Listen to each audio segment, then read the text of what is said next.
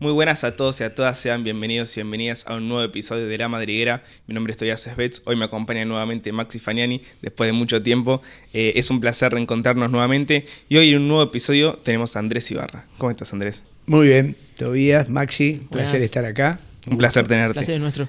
Gracias. Bueno, justo se vino el anuncio hace poco de que vas a volver a ser candidato. ¿Cómo se en Boca? ¿Cómo se dio esa decisión de volver a competir? La decisión siempre estuvo, porque cuando uno toma una decisión original, como fue la del año 23, también genera compromisos y tenés una responsabilidad con toda la gente de tu equipo, con la gente que te sigue y además sobre todo, con los principios o los ejes rectores que vos tenés respecto de cómo se debiese conducir Boca. Entonces, en el fondo, siempre la idea está y lo que hacemos con el equipo es trabajar para esa candidatura con ese fin, que no es ni más ni menos que darle a Boca lo mejor de nosotros, lo mejor de nuestra experiencia, de nuestro conocimiento, lo mejor en términos de ideas y de plataforma. Así que trabajamos para eso. Después, el año que viene, se verá cómo estamos y desde el punto de vista político. Hay otras personas que también tienen el interés en esa candidatura. Bueno, ya veremos cómo se termina armando la oposición en ese sentido, ¿no? ¿Y cómo ves la oposición de Boca hoy?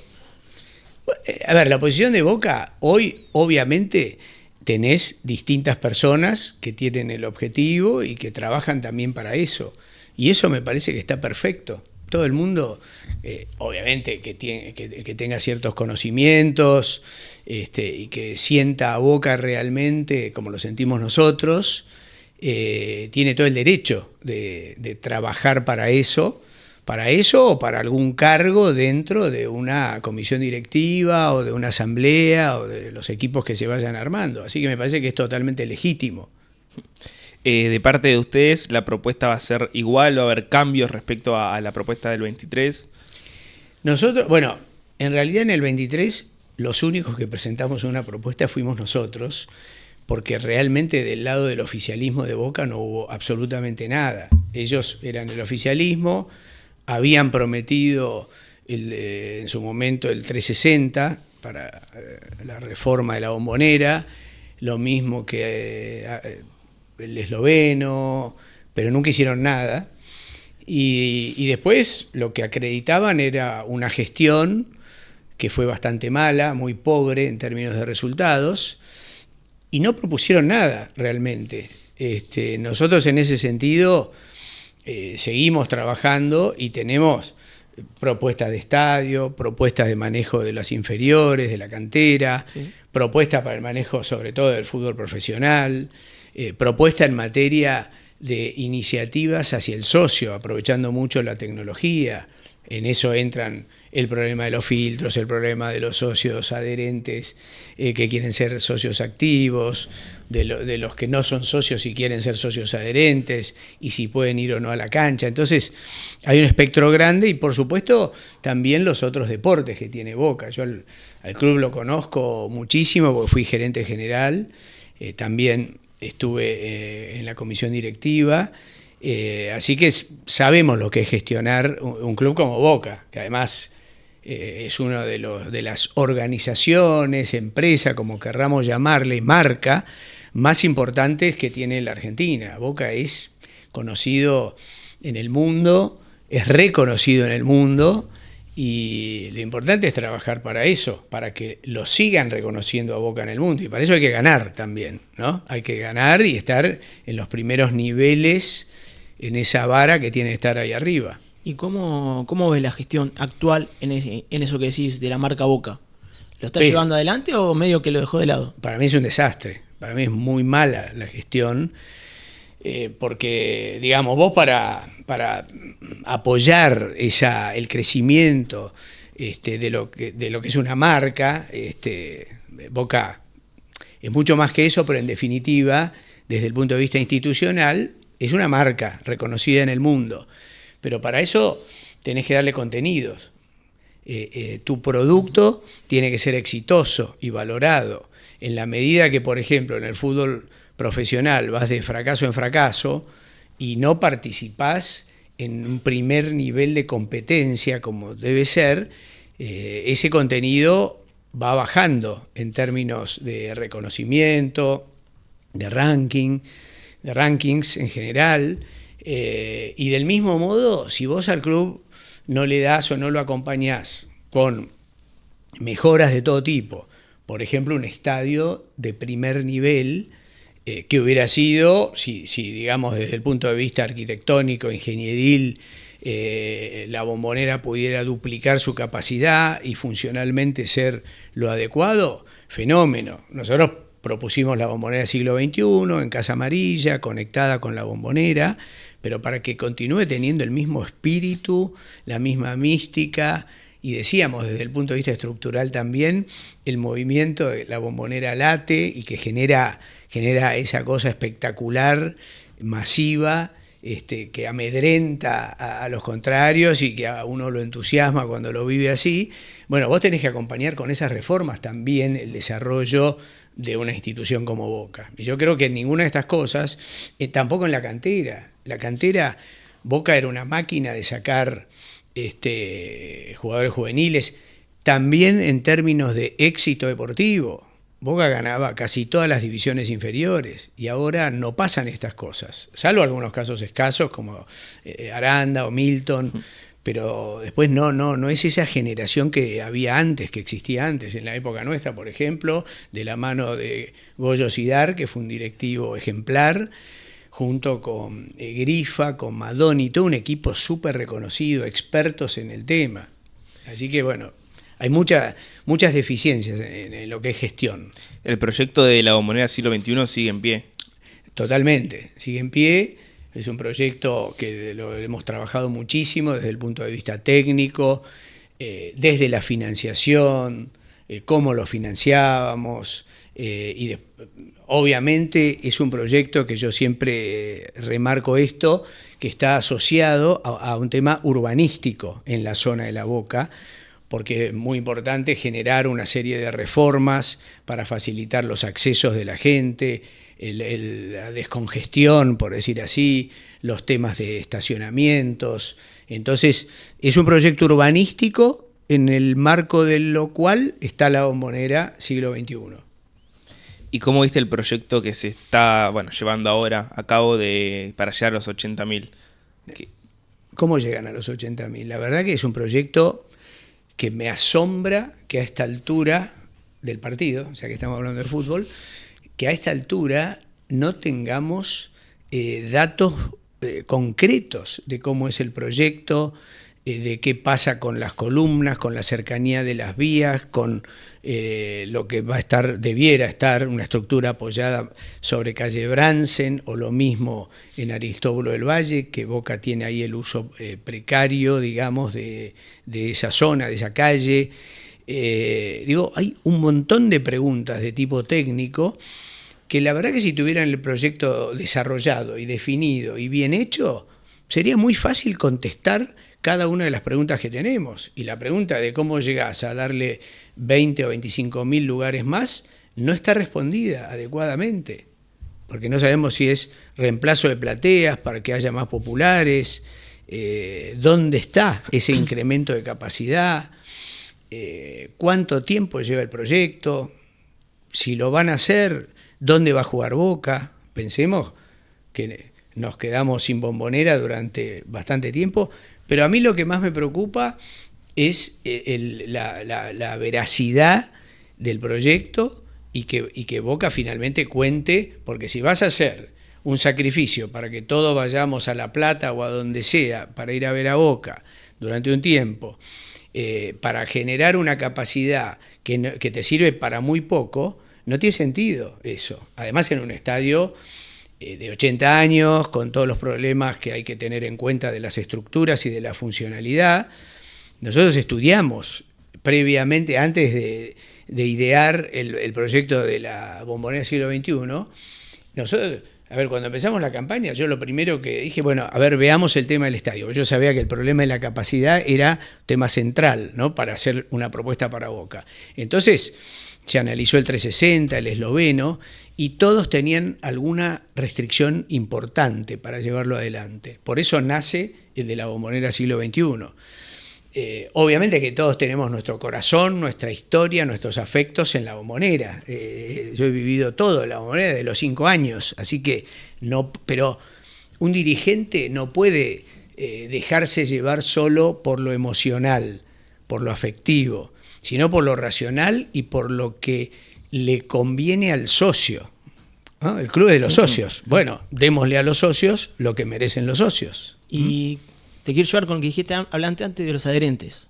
¿Qué se puede hacer con los que ya son adherentes y los que quieren ser adherentes? Y pobre los más de 50.000, 40.000 primero, después otros 15.000, que se bajaron, que dejaron de ser adherentes. ¿Por qué? Porque el club no les da nada. Entre otras cosas, no hay una previsibilidad de cuándo pueden llegar a ser socios activos. ¿Qué tienen que esperar que se muera un socio para...? Hay varios problemas. ¿No? El primer tema sería, antes que nada, que se respete la cola, por decir así, desde la antigüedad de cuánto hace que vos sos socio adherente, cosa que no se ha hecho. Primer problema. Segundo problema, que no tenés la menor idea de si vos vas a estar 5 años como adherente, 3 años, 15 años, entonces no hay ahí una planificación adecuada. Tercer problema es, como sí se hace en otros lugares, vos hoy con la tecnología, con el seguimiento, la trazabilidad, vos podés ver a aquel adherente que hace 5 años que no puede ir a la cancha, por ejemplo, entonces podés hacer esquemas rotativos dándole cupos con alguna priorización para que los adherentes, con un régimen obviamente menos frecuente que el socio activo, que es el que tiene los derechos para ir a la cancha, pero bueno, vos podés darles algunas cosas, ¿no? Y después también los podés hacer participar en otro tipo de eventos. O sea, el club debiera poder darle algunas formas de protagonismo o de beneficios por el hecho de que finalmente es toda gente que está pagando la mitad de la cuota para pertenecer. Creo que ahí hay un déficit enorme en esa política. Y yo creo que, bueno, esto que te estoy diciendo, ¿viste?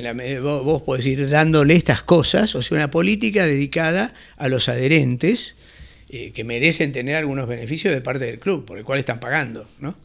Otra de las grandes discusiones respecto a los adherentes es si deben votar o no en las elecciones. ¿Vos qué opinás sobre eso? Para mí tendrían que votar los adherentes. Yo creo que el socio adherente, en definitiva, tiene derechos pagando la mitad de la cuota porque no puede ir a la cancha, pero tendría que poder votar el socio adherente. Obviamente que para esto hay que hacer una reforma del estatuto, pero no lo veo al revés. ¿Por qué no puede votar el adherente? ¿Por qué no podría votar el adherente, el socio adherente? Es una persona que quiere pertenecer al club, como bueno, yo ya ahora soy socio vitalicio, pero como en su momento, y pude hacerlo, pude entrar como socio activo directamente, ¿no? Estoy hablando hace muchos años. Entonces, una persona que quiere participar activamente y que lleva a Boca en el corazón y sus colores y todo, porque al menos no le das, ¿ves? Ese es uno de los temas que podría el club darle, el derecho al voto, que es una vez cada 4 años. Otro de los temas importantes que tocaste al principio fue el tema de los otros deportes, además del fútbol. Sí. Que es una discusión también, que muchos dicen, bueno, la gestión actual le está yendo bien en otros deportes, no en el fútbol. Hay otros que dicen que más o menos. A nivel dirigencial, ¿qué tan importantes son esos otros deportes para Boca? Sí. Primero, son muy importantes porque Boca tiene esta característica y que a veces se diferencia de otros clubes en el mundo porque Boca combina un nivel de internacionalización único, ¿no? Que no tiene ningún club de la Argentina en ese nivel, con un club que está íntimamente ligado a su barrio, al barrio de La Boca. Esa combinación es algo que lo marca de manera diferente. Entonces, mucha gente de la Boca y de las cercanías quieren participar y tener en el club una oportunidad de practicar un deporte o de inclusive hacer vida social en el club. Entonces, por eso el club tiene que apoyar los deportes amateurs. Obviamente el básquet es el segundo deporte, digamos, en importancia y también en la posibilidad de tener sponsors para eso. Y el resto de las actividades. Yo creo que ahí hay una gran oportunidad para desarrollar aún más. Boca tiene el predio de Seiza. Se le pueden dar muchas más cosas al socio en ese sentido. Y al resto de los deportes hay que apoyarlos, porque es un orgullo para todo hincha de Boca que Boca salga campeón del hockey, del fútbol femenino, ni hablar con el básquet, que subimos tener resultados en una historia espectacular. Por eso nació en la época nuestra la Bombonerita. Entonces, es muy importante acompañar y apoyar. Ahora, por supuesto que tenés que tratar de hacerlo y de llevarlo adelante de manera racional. Tenés que tratar de sponsorizar esos deportes, porque en general el fútbol profesional es el que termina financiando a todos esos otros deportes. Entonces también hay que cuidar los recursos del club, tratar de tener los mejores deportistas, fomentar, ser muy profesional en el manejo, pero definitivamente Boca no es solo un club de fútbol profesional. Y ya que hablamos de fútbol un poquito, como que cambio el tema así de golpe, ¿eh? Perfecto. ¿Cómo lo ves al Vasco? Yo le tengo mucho aprecio, es un tipo muy querible, hizo su buena campaña, creo que salió 2 veces campeón, si no me acuerdo mal, en su gestión.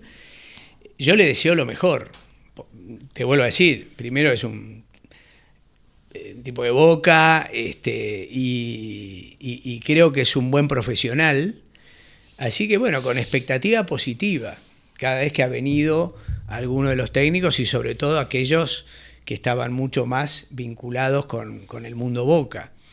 Después, bueno, habrá que ver. Yo siempre digo, bueno, espero que en su acuerdo haya fijado ciertas reglas, ¿no? Con el presidente, porque el presidente no tiene que ser el técnico. El presidente tiene que ser presidente en el club y delegar las funciones en quien corresponde y, por supuesto, después tomar nota, controlar y ver. Pero el director técnico es el que tiene que tener toda la responsabilidad del manejo, es el que tiene que plantear el equipo que necesita, los jugadores que necesita. Obviamente que hoy en el mundo tenés toda la inteligencia de datos para manejar esto de manera profesional, y si vos necesitas un 4 con determinadas características o un 5 de marca o lo que sea, vos tenés que tener toda la información disponible, el técnico sugerir y el club tratar de responderle a eso. Pero tiene que ser él el que maneje el fútbol. ¿Tendrías un manager para eso? Y no el presidente llamando para que cambien a un jugador o a otro en medio del partido, ¿no? Cosa que eso ha pasado en Boca.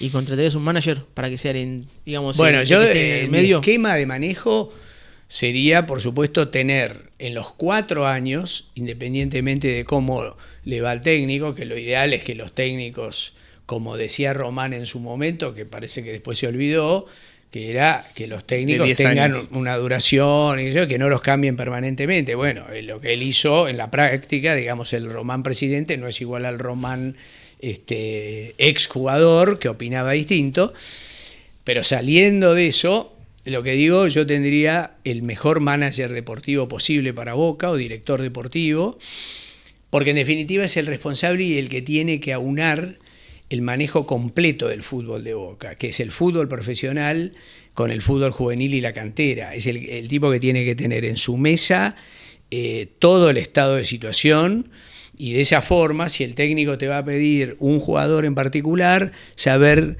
que en la reserva, que en divisiones inferiores, mirame mirá cómo está jugando, es un futuro valor, tengámoslo en cuenta. Es decir, él tiene que coordinar todo eso, el director deportivo, y por supuesto ayudar a que finalmente el primer equipo sea el mejor posible según lo que el técnico necesita y quiere. Y después está el técnico, que es el que maneja el vestuario, es el que maneja el equipo, que maneja la táctica, la estrategia. Debiera manejarse de esa forma y no con interferencias como ha habido todo el tiempo, no solo desde el presidente, sino de un consejo que no sabíamos bien qué hacía, además con 5 personas, influyendo, metiendo fichas para un lado, para el otro, bueno, un desastre. Bueno, así es como veo yo que se tiene que manejar el fútbol de Boca, ¿no? La idea del consejo, vos decís que bueno, que en la gestión de Riquelme no funcionó, pero es una idea que puede funcionar más allá de, digo, uno puede tener un consejo que funcione bien o nunca es una buena idea eso. Mirá, hay consejos asesores a todo nivel. Yo perfectamente podría tener como presidente un consejo de notables, dirigentes y personalidades de Boca que me pueden ayudar en la estrategia. Pero ese consejo no se mete en la mesa del gerente financiero para decirle que tome un préstamo en el banco tal, o no se mete en la mesa o en la oficina del director deportivo para decirle, no, mejor comprarlo a fulano, ¿no? O sea, un consejo es un consejo. Y por ende, un consejo no tiene que hacer lo que pasaba, que era meterse en el vestuario, sugerir tal cosa, a ver, metete, no, tenés que comprar, o tenés que poner a este. Y uno le dice pone a este, el otro le dice pone al otro. Eso no es un consejo, eso es una organización desquiciada, que sin ningún criterio, y así no fue. Entonces, los consejos tienen sentido en la medida que sean consejos, o sea, ayudan, te dan ideas, y después el ejecutor, que puede ser un director técnico o un presidente, es el que toma las decisiones y ejecuta. Dentro del consejo hubo muchos ídolos de Boca, que bueno, siguen siendo ídolos, quizá para algunos sí, para otros no. ¿Cómo es el manejo de Boca con el tema de los, cómo lo ves vos, ¿no? Con el tema de los ídolos? ¿Se pueden quemar ídolos, se pueden no quemar ídolos? Una cosa es el jugador, otra cosa es el dirigente. Sí, ¿Cómo funciona eso? Yo tengo un pensamiento, yo en todo momento protegería al ídolo. Al ídolo hay que darle protección y no usarlo como fusible para un cargo u otro, temporal o más o menos temporal, porque todos esos ídolos han sido parte de la construcción de la historia grande de Boca. Entonces el primer tema con un ídolo es protegerlo. Por supuesto que hay ídolos que por sus características pueden pasar a desempeñar un rol por el conocimiento que han adquirido, ¿no? Por sus características, pero siempre empezando por, yo no le voy a dar un cargo en donde lo desprotejo o donde lo dejo expuesto a que después esa idolatría quede contaminada por desempeñarse o hacer algo que no está en condiciones de hacerlo. Ahora, eso significa proteger a la persona, y eso es lo que hay que poner por delante siempre, un concepto humano de protección. Los ídolos son parte fundamental de la historia de Boca. En cuanto al tema de los refuerzos de la gestión de Riquelme, ¿cómo los viste en líneas generales? ¿La mayoría rindió, no rindió? ¿Hubo alguno que te haya gustado? No, sí, por supuesto que ha habido algunos que han tenido, bueno, de adelante, o sea, de ahora para atrás, Paredes, por ejemplo. ¿Lo ves bien a Paredes? ¿Lo ves bien a Paredes? Es un crack, Paredes es un crack, y cambió definitivamente Paredes, acompañado, porque nadie solo genera un equipo ganador, ni siquiera Diego, Mundial 86, tenía un equipo, o sea, por más que decimos, lo ganó Diego, un fenómeno total, pero un jugador solo no te gana. Y mismo Messi ahora, que ha sido extraordinario lo que está haciendo, los goles y todavía su pimienta y su capacidad de definición, su mirada estratégica y cómo juega, pero si no tiene a dónde descargar o alguien que lo ayude en la marca, tenés que tener un equipo. Entonces, yendo a tu pregunta, ha habido compras muy buenas y con expectativa a priori favorable, que yo inclusive he sacado en redes mi apoyo ante ciertas compras que se hicieron, pero ha sido un desbarajuste total. Si vos haces un balance, es un desbarajuste total. Las cosas que se han comprado a valores increíbles, que no han rendido. Y lo que es peor, tal vez no fue tanto eso como la cantidad de jugadores libres que dejó Boca, y con lo que significa esa la pérdida económica que es para Boca dejar un jugador libre y un jugador que todavía tiene o tendría, digamos, un valor de mercado en infinidad de casos. Entonces creo que ha sido muy mala toda la gestión. Creo que la gestión del fútbol en general ha sido muy mala. ¿Y Villa? ¿Sí o no? Porque hablan mucho de Villa que puede volver, que ya está todo arreglado con él, que ya arregló el tema del juicio que tiene con Boca, y ahora lo quiere entrar, y es un jugador que está grande, que no tiene poder de reventa, que Boca ya pagó una vez y va a pagar 2 veces por el mismo jugador.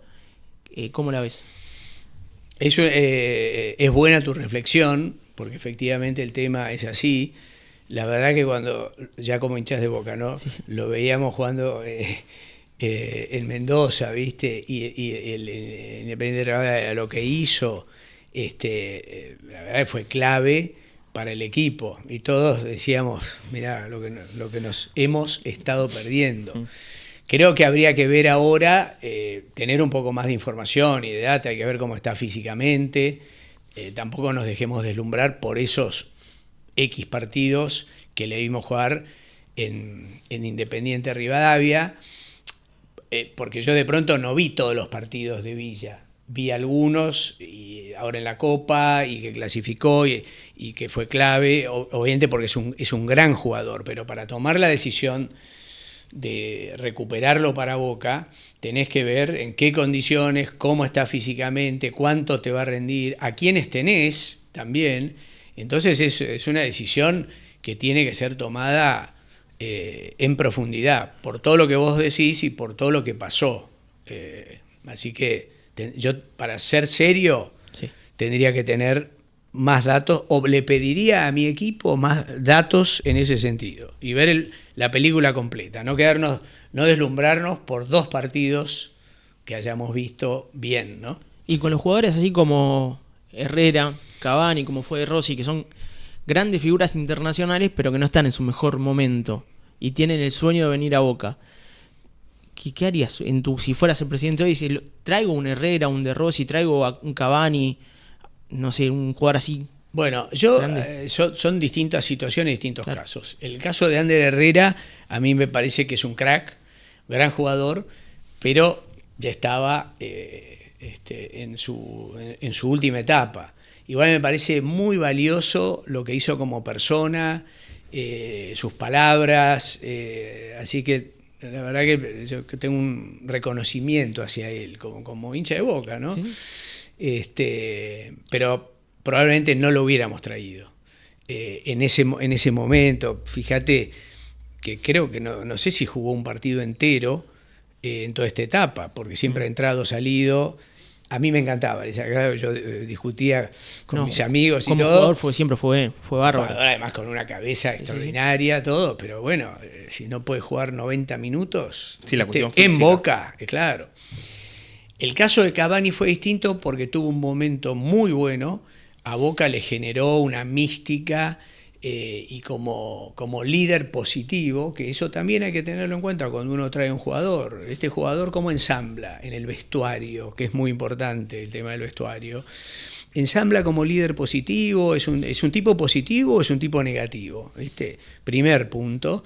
Pues están sus características de jugador también en su última etapa también. Entonces ahí hay que evaluar, porque si estábamos pagando 2 palos verdes y gastando lo que gastamos yo por un jugador que no juega, eso también es negativo. Y de nuevo, yo empiezo siempre por cuidar al jugador. Si yo traigo un recurso, yo he manejado empresas y manejo, y el recurso humano es el recurso más importante que vos tenés en una organización. Obviamente que está la tecnología y que el combo hace que tu empresa funcione de una forma o de otra.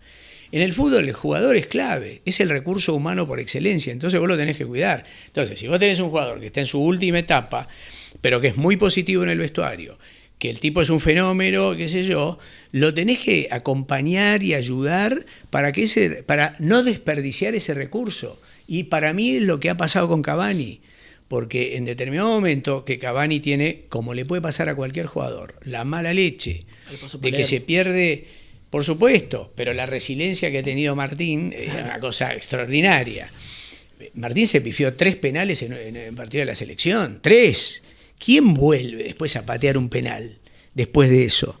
Bueno, en el caso de Cavani se pierde el gol ese famoso contra Alianza, abajo del arco, y después un par más. Pero vos ahí tenés que trabajar sobre el jugador, en todo sentido. Y aunque sea un crack de 30 y pico de años que pasó por todos lados, la persona pierde confianza, aunque sea un crack con ese historial. Entonces vos tenés que trabajar y cuidarlo, porque en definitiva es un recurso para vos y también es un recurso económico para Boca. Entonces, cada caso hay que estudiarlo y trabajarlo de esa manera. Y para decidir si lo vas a comprar o no, tenés que tener en cuenta todos estos temas. No se pueden hacer las cosas de manera improvisada como yo veo que se hacen en Boca en estos años. ¿Vos tenés algún jugador que te gustaría en Boca que vos decís, si fuese presidente iría a buscar a este primero? A Messi. Pero dentro de las Messi. capacidades. ¿Que vos creés que el Boca que nosotros queremos no puede traer a Messi? ¿Para vos sí? El Boca que nosotros queremos y al que llevaríamos en los años, desde el punto de vista económico, institucional, etcétera, y con negociaciones profesionales y estaría en condiciones de poder traer a un Messi a Boca, sujeto a estas cosas que te digo, ¿viste? Hay que ver pobre Messi, si en ese momento está para jugar 15 minutos, bueno, sabemos que no, pero digo, es excluyente. Messi es algo extraordinario en todo sentido, y como persona, ejemplo, líder. Ustedes vieron la alegría de los compañeros cuando terminó el primer partido después de los 3 goles, el otro día lo mismo, la alegría por él, no solo porque el equipo ganó y todo, sino que, ahí hay un tema de liderazgo claramente. Entonces, hoy te digo Messi, después obviamente que en el mundo hay jugadores espectaculares. No, pero te digo, te toca asumir la presidencia el año que viene, final de 2027, en las condiciones que está Boca. ¿A qué apuntas primero? ¿A reforzar, tener un jugador para la defensa, un arquero? No, sí. ¿Y quién te gustaría? Primero que nada es la definición del director deportivo y el técnico. Y yo no haría nada que no esté en línea con ellos, con el consejo de mis asesores en ese sentido y de los responsables en ese sentido. Si me preguntás a mí, Andrés, como hincha de Boca, Boca hoy necesita un arquero, necesitamos reforzar la defensa, hay que ver un lateral, el medio está bien, pero nos falta un jugador de juego, digamos enganche o generador de juego, porque hoy a Paredes le pedimos todo. Paredes verticaliza, genera juego, marca. Necesitamos, y lamentablemente no lo hemos tenido por distintos motivos. Es una pena, pero ninguno de los que se trajeron en su momento, ni Zenón, y varios más, el paraguayo y algunos otros no han funcionado. Entonces, y Boca necesita tener ahí un armador de juego. Y después adelante habrá que ver qué pasa con el Changuito, con eso, ¿no? Pero sí, tal vez la delantera haya que reforzarla un poco también. Y con el tema de la renovación del contrato, porque al Changuito que parece que no renueva y está la idea de que lo van a colgar estos 6 meses si no renueva. En tu caso, ¿cómo harías? Es que es un horror cómo se manejan.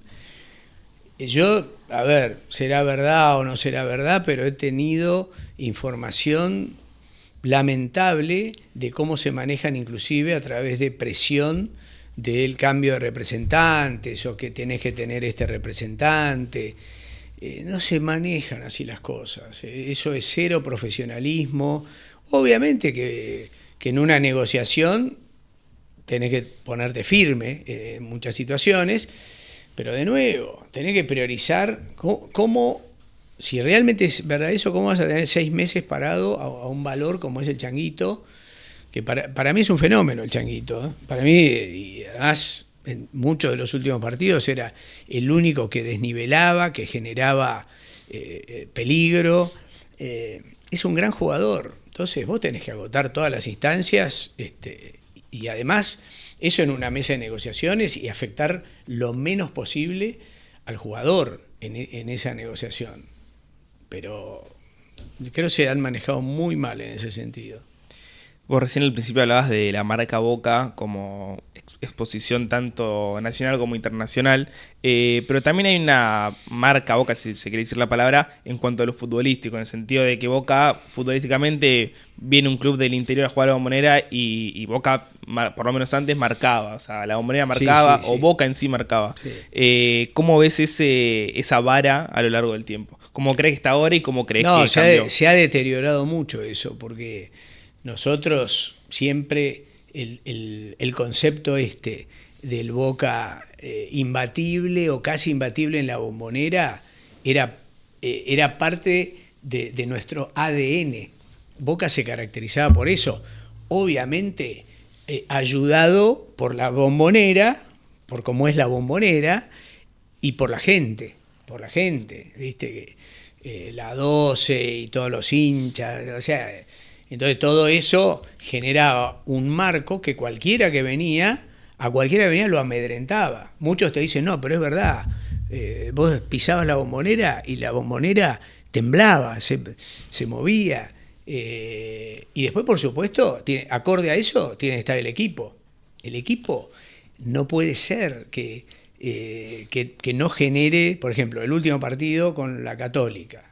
Es increíble. A ver, que hayamos perdido ese partido es increíble. Que no tuvimos en ningún momento sí, está bien, el partido estaba en el campo de ellos. Bueno, nos clavaron un gol de otro planeta, el único que hicieron, tic, tic, tic, tic, y un golazo en la definición. Pero no tuvimos, yo me acuerdo, en todas las épocas, ¿no? Boca era un aluvión. Si tenía que ganar un partido o empatar un partido, era un aluvión. Y no te pasaban por arriba. Boca ha perdido partidos increíbles con equipos que venían invictos en la negativa, que no habían ganado un partido. Hace 2 o 3 años, digamos, casos concretos, y partidos que Boca tenía que ganar, no los ha ganado. Ese ADN es como que se ha perdido. Y para mí el jugador que viene a Boca, por supuesto desde la cantera, los juveniles y los que están, pero el que viene a Boca tiene que saber que viene a eso, a dejar su vida en la cancha, porque el ADN de Boca es eso. Eso hay que recuperarlo. Y por supuesto lo tenés que dotar. La garra es como uno dice, la garra es una condición necesaria. La garra tiene que estar. Seas un fenómeno o seas medio burro, pero la garra tiene que estar. Y después a eso le tenés que agregar, obviamente, profesionalismo, organización de equipo, y tenés que tener los jugadores que desnivelan. Pero partiendo de la garra, todos tienen que meter. Y en cuanto a las exigencias del hincha, ¿cómo lo ves? Porque yo, por ejemplo, uno ve opiniones divididas de, bueno, Boca está obligado a ganar Libertadores, Boca tiene que por lo menos competir en Libertadores. Y yo, por ejemplo, como hincha de Boca, veo que hay una... Se incentiva a ganar el campeonato y es como, no, Boca tiene que ganar el campeonato obligatoriamente y eso es un logro. Pero vos ves el campeonato y es un torneo de... que son primero 2 grupos y después fase eliminatoria, pero es una copa, definitivamente. Sí. Y yo digo, Boca para mí está para más que eso. Obviamente ves las condiciones en las que está el club, que hace mucho no gana, que tuvo 2 años sin jugar a Libertadores, y decís, bueno, sí, mínimamente eso. Pero Boca, no, en mi opinión, no tendría que apuntar a eso, tendría que apuntar a mucho más. ¿Vos cómo ves las exigencias de los hinchas en ese sentido? No, el hincha quiere ganar la Libertadores, eso es así porque hace años que no la ganamos, la última la ganamos, bueno, yo estaba como gerente general, Mauricio era el presidente, el gol de Riquelme, de Román, y fue la última, en el 2007. Entonces, obviamente, que estamos todos desesperados por ganar la Copa. Ahora, yo creo que Boca no puede regalar nada. Boca tiene suficiente plantel, recursos, jugadores e historia para pelear absolutamente todo. Todo. No hay ninguna razón, salvo que te coincidan en 3 días y que vos digas, bueno, cuido un poco acá, sin ir más lejos, como va a ser Argentina seguro el sábado, que va a hacer relevos, Scaloni, pero salvo eso, igual, Boca tiene que ganar cada torneo que disputa, porque en el medio está la historia de Boca.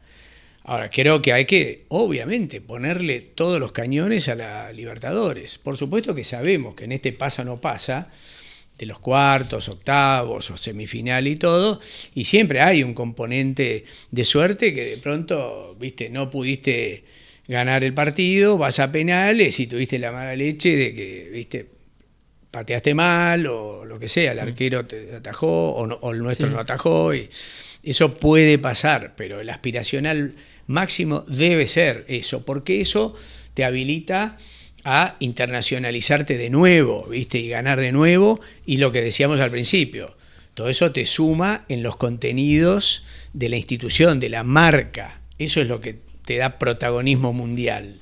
¿Por qué te crees que nos llamaban a nosotros de China y de distintos lugares para ver el conocimiento de Boca en cómo se arma una cantera, qué formación le das a los jugadores juveniles? Y nos invitaban, hemos participado en la Copa de Paz, en Inglaterra, torneos de todo tipo, llamaban a Boca. Pensá que hay cientos de equipos en el mundo, y sin embargo, al que invitaban a jugar era Boca, y no a otros.